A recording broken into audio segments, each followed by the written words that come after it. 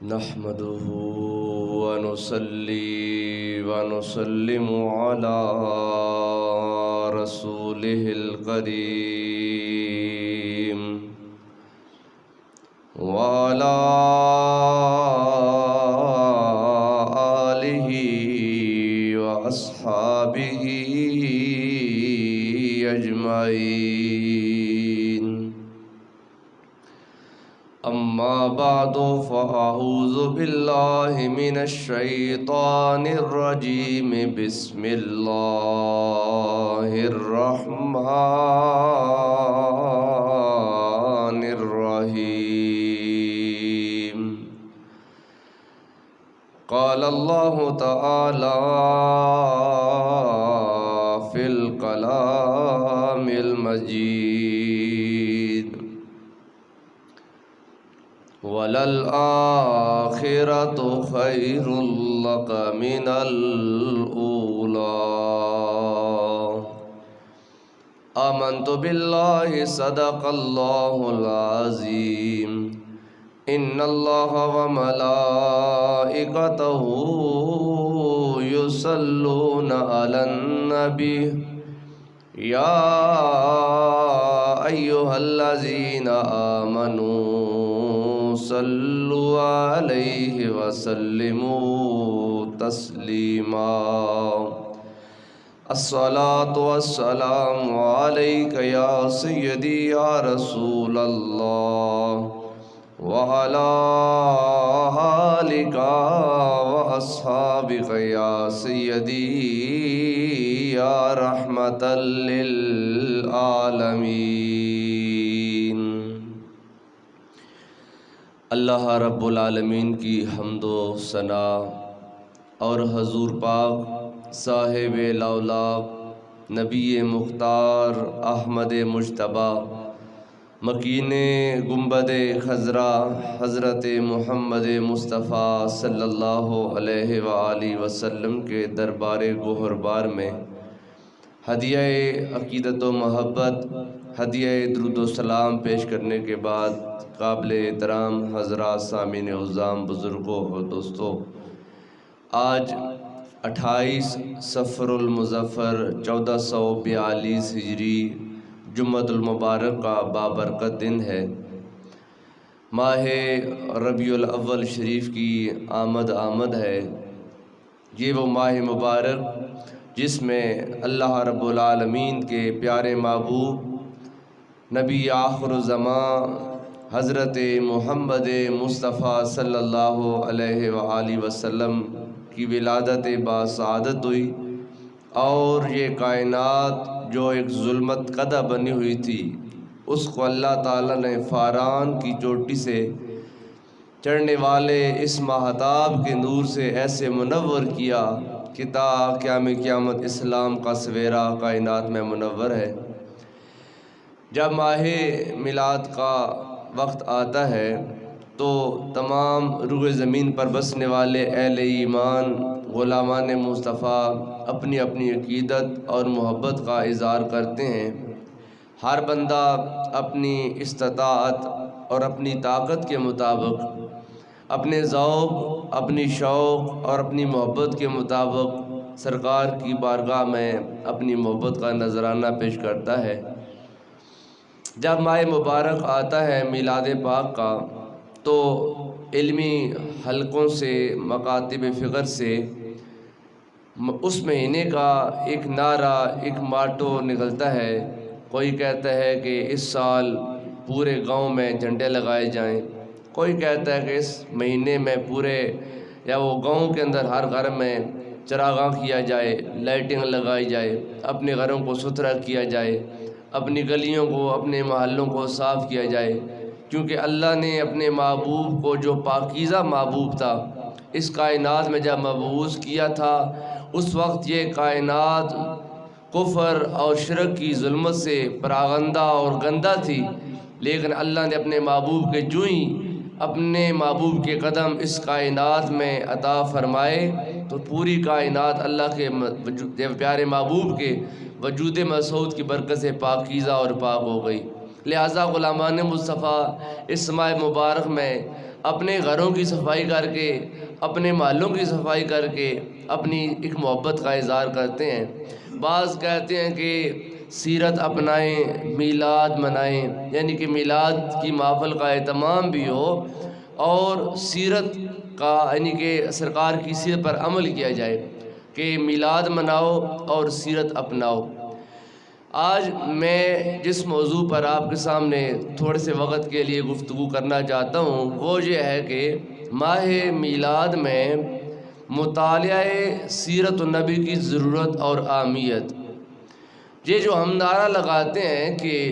میلاد مناؤ اور سیرت اپناؤ، سیرت اپنانا یہ آخری سٹیج ہے، ابھی ہم پہلی سٹیج پر موجود ہیں۔ سیرت وہ اپناتا ہے جس کو سیرت کا پتہ ہو۔ سیرت ہم کہتے ہیں کہ میلاد مناؤ اور سیرت اپناؤ، تو سیرت کون اپنائے گا جس کو سیرت کا پتہ ہی نہیں ہے؟ کیا وہ سیرت اپنا پائے گا؟ سیرت یقیناً وہی سرکار کی اپنائے گا جس کو سرکار کی سیرت کا علم ہوگا، جس نے کہیں پڑھا ہوگا، کہیں سے سنا ہوگا کہ میرے محبوب کے اخلاق کیسے تھے، میرے محبوب کا کلام کیسے تھا، میرے محبوب کے لوگوں سے معاملات کیسے تھے، میرے محبوب سچ بولا کرتے تھے، میرے محبوب بڑوں کا ادب اور احترام کرتے تھے، میرے محبوب چھوٹوں سے شفقت اور پیار کرتے تھے، میرے محبوب چلا کیسے کرتے تھے، بیٹھا کیسے کرتے تھے، سویا کیسے کرتے تھے، سرکار کا کھانا کیسا تھا، سرکار کا پینا کیسا تھا، سرکار کی جلوت کیسی تھی، سرکار کی خلوت کیسی تھی، یہ تمام سیرت کے حسین گوشے ہیں، اور ان تمام پر عمل وہی بندہ کر سکتا ہے جس نے یا سیرت پڑھ رکھی ہو یا سیرت سن سکی ہو۔ جس بندے نے نہ سیرت پڑھی ہو نہ سیرت سنی ہو وہ بندہ سیرت کیسے اپنا سکتا ہے؟ تو ماہ میلاد کی آمد ہے، انشاءاللہ تعالیٰ جب ماہ میلاد کا چاند طلوع ہوگا تو اس وقت ایک ماحول میں رونق ہوگی، گھروں میں برکتیں ہوں گی، سرکار کی محفل کا ایک سلسلہ ہوگا، اور علماء اور ثناخوان حضرات جب وہ محافل میں سرکار کی مدح سرائی کریں گے اور ایک پیار اور محبت کا ماحول ہوگا۔ لیکن میلاد کا چاند چڑھنے سے پہلے اپنی ایک ذہن سازی ہم نے کرنی ہے کہ جو میلاد آ رہا ہے ہم اس میلاد میں کیا کریں گے، ہمارے معمولات کیسے ہوں گے، ہم کیا کرنا چاہتے ہیں کہ ہم زیادہ سے زیادہ اپنے محبوب کے قریب ہو سکیں۔ تو ہمارا جو ماٹو ہے وہ یہ ہے کہ اس ماہ مبارک میں جو میلاد کا مہینہ آ رہا ہے ہم کو پتہ ہونا چاہیے کہ ہمارے محبوب صلی اللہ علیہ وسلم پیدا کب ہوئے تھے۔ اگر میں پوچھوں کہ سرکار کا سن ولادت کیا ہے، ہر کوئی یہ تو کہہ دے گا کہ 12 ربیع الاول کو سرکار پیدا ہوئے تھے۔ سن عیسوی کے اعتبار سے اب جو 2020 چل رہا ہے اور اب یہ اکتوبر کا مہینہ 16 تاریخ ہے، تو یہ سن عیسوی کے اعتبار سے ہے۔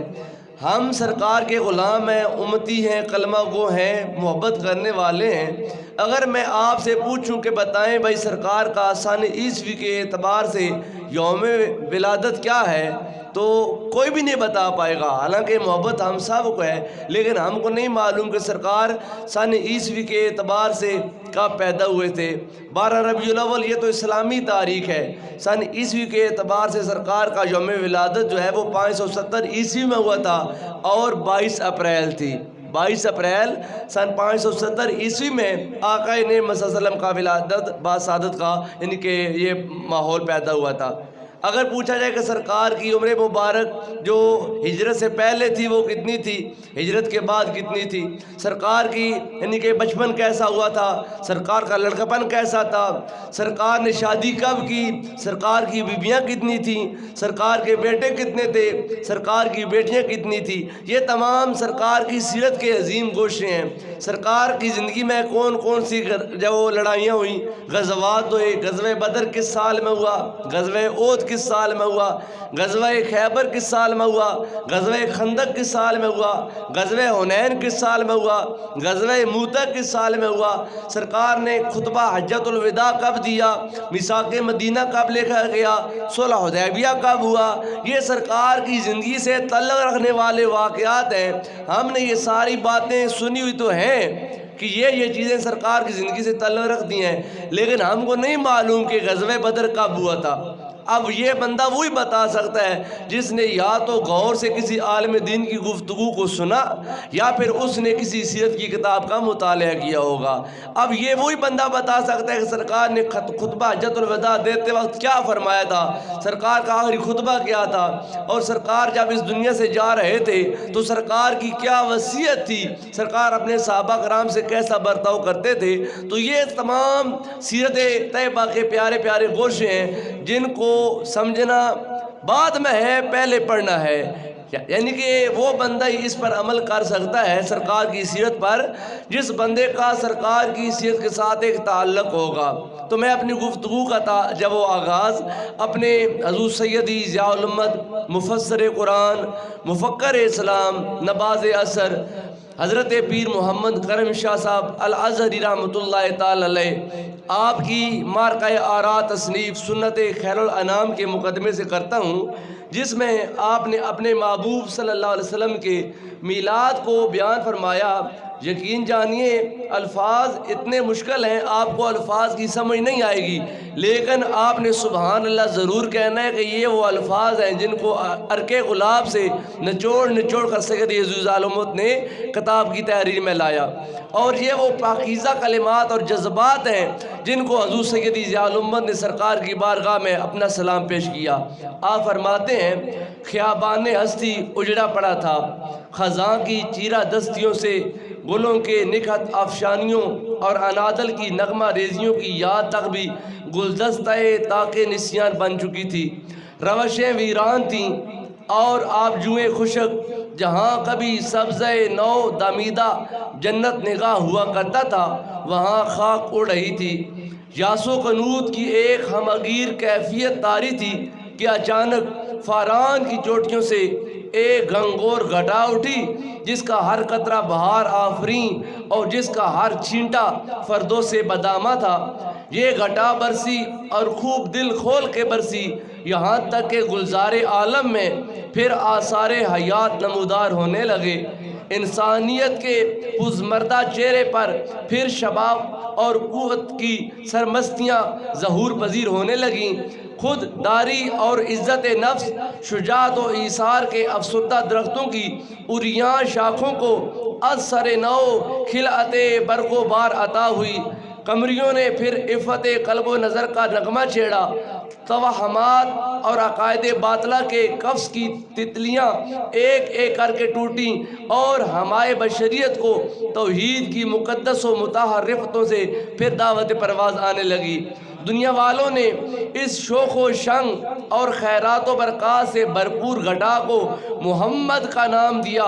اور عالم بالا کے مکینوں نے اسے احمد کا پاکیزہ نام عطا کیا۔ لیکن حقیقت کی دل فریبیوں سے نقاب اس وقت اٹھا جب اس کے خالق و پروردگار نے اسے اپنی کائنات سے یوں روشناس کرایا، وما ارسلناک الا رحمۃ للعالمین۔ رب ذوالجلال نے فرمایا اے زمین والو میرا محبوب محمد ہے، اے آسمان والو میرا محبوب احمد بھی ہے، میرا محبوب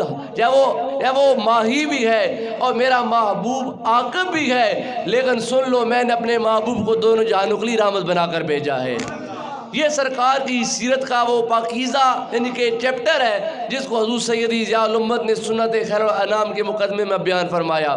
ہم نے سرکار کی سیرت کو پڑھنا ہے، سرکار کی سیرت کو سننا ہے اور سرکار کی سیرت کو پڑھ کے اور سن کر اس پر عمل کرنے کی کوشش کرنی ہے۔ میرے محبوب کی جو سیرت ہے وہ حیات بخش سیرت ہے۔ حیات بخش کا مطلب ہے کہ زندگی بخشنے والی، جس کا بھی تعلق میرے محبوب کی سیرت کے ساتھ ہو گیا اللہ نے اس کو اس کائنات میں عمل فرما دیا۔ میرے محبوب صلی اللہ علیہ وسلم فرماتے ہیں نضر اللہ، یہ سرکار نے ایک وظیفہ عطا فرمایا اپنی امت کو، اپنی امت کو ایک پیغام دیا۔ سرکار نے فرمایا نضر اللہ وجہہ من سمع مقالتی فوعاها، فرمایا اللہ تعالیٰ اس بندے کو ہمیشہ سرسبز و شاداب رکھے جس نے میری احادیث کو سنا، میرے اقوال کو سنا، میری باتوں کو سنا، پھر ان کو یاد کیا اور پھر یاد کر کے اس پیغام کو اگلے لوگوں تک پہنچا دیا۔ فرمایا خواہ وہ بندہ ایک ہی حدیث پاک کو سن لے ایک ہی حدیث پاک کو یاد کر لے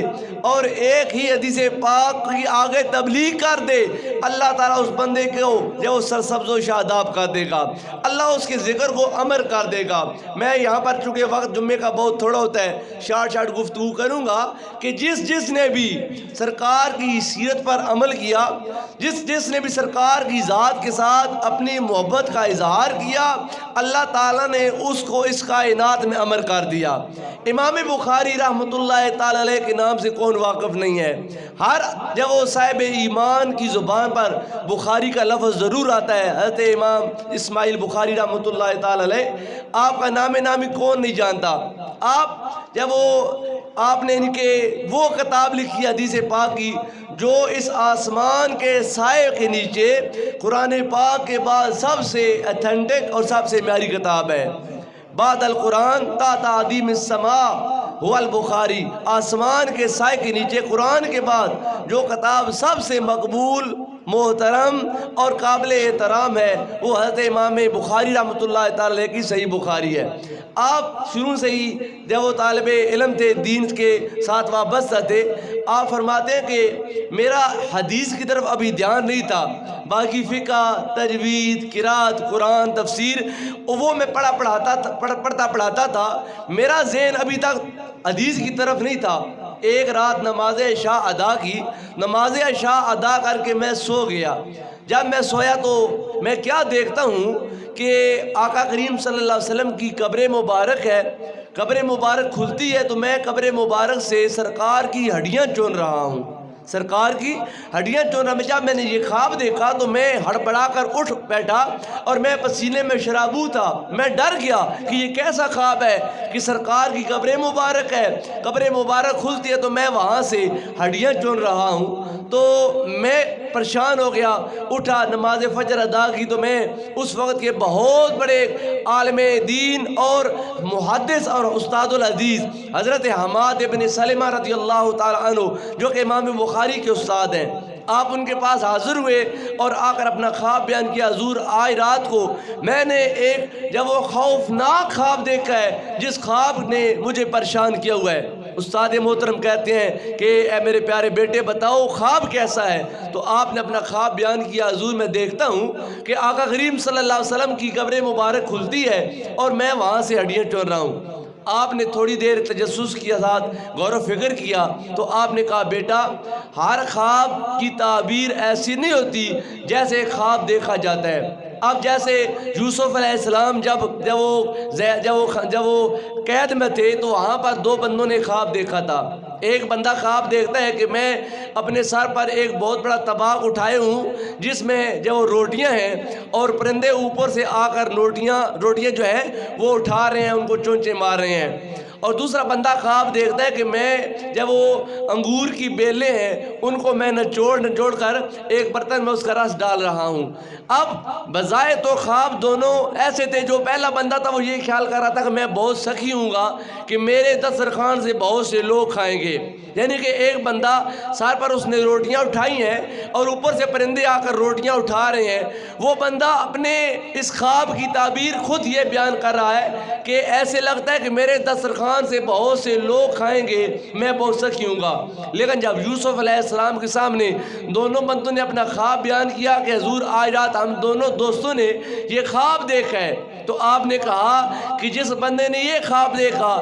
کہ اس کے سر پر ایک بہت بڑا طباق ہے جس میں روٹیاں ہیں اور پرندے آ کر روٹیاں نوچ رہے ہیں، کہا کہ چند دنوں کے بعد تم کو جس جرم کی پاداش میں تم جیل میں ہو اس جرم کی پاداش میں تم کو جب وہ تختہ دار پر لٹکایا جائے گا، تم کو مصلوب کیا جائے گا، تم کو سولی دی جائے گی اور سولی دینے کے بعد تم کو سولی سے اتارا نہیں جائے گا بلکہ وہاں پر لٹکا دیا جائے گا اور پرندے آ کر تمہارے سر سے چونچے مار کر تمہارا مغز کھا جائیں گے۔ اور دوسرا بندہ جس نے یہ خواب دیکھا کہ میں انگور کی بیلوں کو نچوڑ رہا ہوں اور برتن میں ڈال رہا ہوں، تو آپ نے بتایا کہ چند دنوں کے بعد تم اس جرم سے بری ذمہ ہو جاؤ گے اور تم کو آزاد کیا جائے گا اور تم اس وقت کے عمران کے ساقی بنو گے اور اس کو تم انگور کی رس کو نچوڑ کر بطور شراب پیش کرو گے۔ یعنی اب جو خواب دیکھا گیا، خواب کی تعبیر بالکل اس کے برعکس تھی۔ تو امام بخاری کہتے ہیں کہ حضور میں نے خواب دیکھا ہے کہ میں آقا کریم صلی اللہ علیہ وسلم کی قبر مبارک سے آپ کی ہڈیاں چن رہا ہوں۔ تو استاد نے کہا اے میرے بیٹے تم کو مبارک ہو، اللہ تعالیٰ تم کو اپنے محبوب کی احادیث کو جمع کرانے کا عمل ضرور ہے، وہ تم سے خدمت ضرور لے گا اور ان قریب تم اپنے محبوب کی احادیث کو جمع کرنے کا فریضہ سر انجام دو گے۔ تو امام بخاری رحمۃ اللہ تعالی علیہ آپ نے رسول اللہ صلی اللہ علیہ وسلم کی احادیث مبارکہ کو اکٹھا کیا اور ایک کتاب میں جمع کر کے امت کو عطا کر دیا۔ اب آپ نے سرکار کی احادیث پر عمل کیا، اللہ کے محبوب کی زندگی اور سرکار کی سیرت حیات بخش سیرت ہے، جس نے بھی میرے محبوب کی سیرت پر کام کیا اللہ نے قیامت تک آپ کے نام کو زندہ فرما دیا۔ سرکار دو عالم صلی اللہ علیہ وسلم کی زندگی میں بے شمار ایسے واقعات ہیں کہ جس سے پتہ چلتا ہے کہ جس بندے نے رسول اللہ صلی اللہ علیہ وسلم کے ساتھ محبت کی ہے، سرکار کی احادیث کو سنا ہے اور سرکار کی احادیث کی آگے تبلیغ کی ہے، اللہ تعالیٰ نے اس کو جب وہ دونوں جہانوں کی عزتیں عطا فرمائی ہیں۔ میرے محبوب صلی اللہ علیہ وسلم آپ نے جب مکہ چھوڑا، مکہ سے سرکار مدینہ جا رہے تھے اور ساتھ اس وقت سرکار کے حضرت جناب ابوبکر صدیق رضی اللہ تعالی عنہ آپ تھے اور ان کے غلام حضرت عامر ابن فہیرہ تھے۔ اور جس وقت جب وہ سرکار نکلنے لگے تو آپ کی یعنی سیدنا صدیق اکبر کی بیٹی جن کا نام حضرت اسماء رضی اللہ تعالی عنہ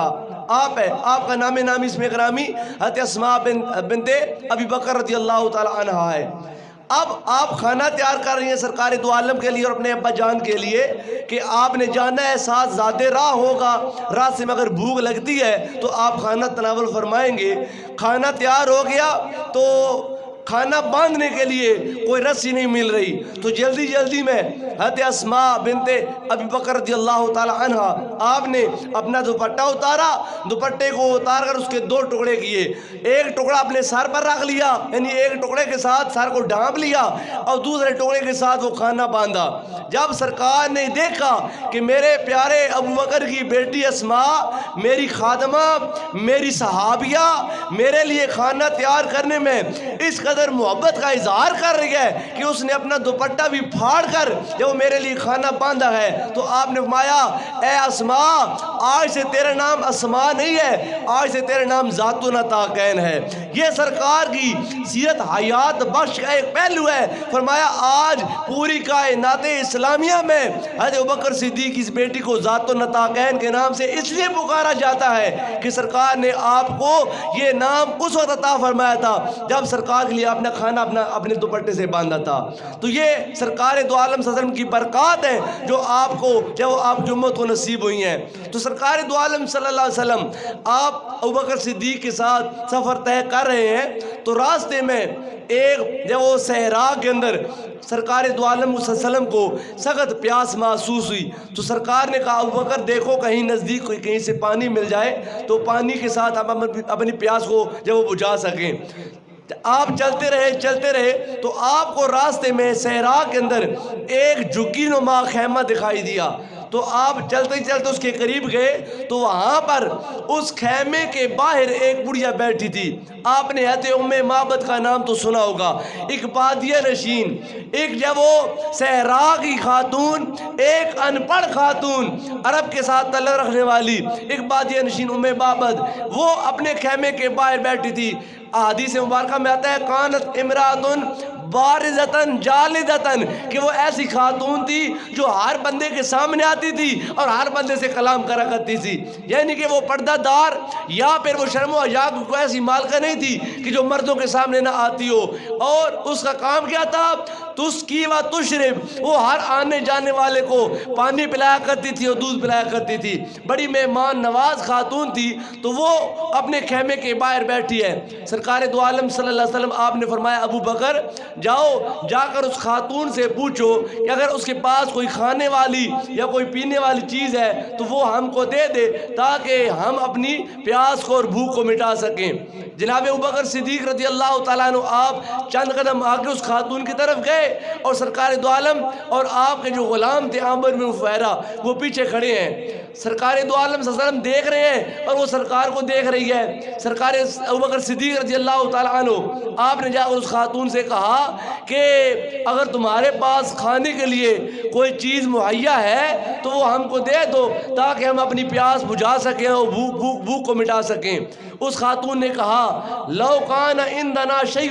ما اعوذکم القرا، اس نے کہا کہ اگر میرے پاس کوئی چیز کھانے والی یا پینے والی ہوتی تو آپ کو مانگنے کی ضرورت نہ پڑتی، میں خود ہی سامنے رکھ دیتی اور آپ کھا کر اور پی کر جب وہ سیراب ہو جاتے۔ لیکن افسوس یہ ہے کہ اس وقت گھر میں نہ کھانے والی کوئی چیز ہے نہ پینے والی چیز ہے۔ اب یہ ابوبکر صدیق رضی اللہ تعالی عنہ اور وہ خاتون جس کا تعلق صحرا کے ساتھ ہے، ایک بادیہ نشین اور ایک ان پڑھ خاتون ہے، اور وہ خاتون جس کے بارے میں کتب حدیث میں آیا کہ وہ ہر بندے کے ساتھ کلام کرتی تھی اور ہر بندے کے سامنے آ جایا کرتی تھی، وہ باتیں کر رہی تھی تو سرکار دو عالم صلی اللہ علیہ وسلم نے دیکھا کہ کوئی بات و مباحثہ ہو رہا ہے، سرکار بھی چلتے چلتے نزدیک آ گئے۔ اس خاتون نے کہا کہ اس وقت تو میرا خاوند تمام بکریاں جب وہ ہانک کر چرانے کے لیے لے کر چلا گیا، اس وقت گھر میں نہ کھانے کے لیے کوئی چیز ہے نہ پینے والی چیز مہیا ہے، اگر گھر پر بکریاں ہوتی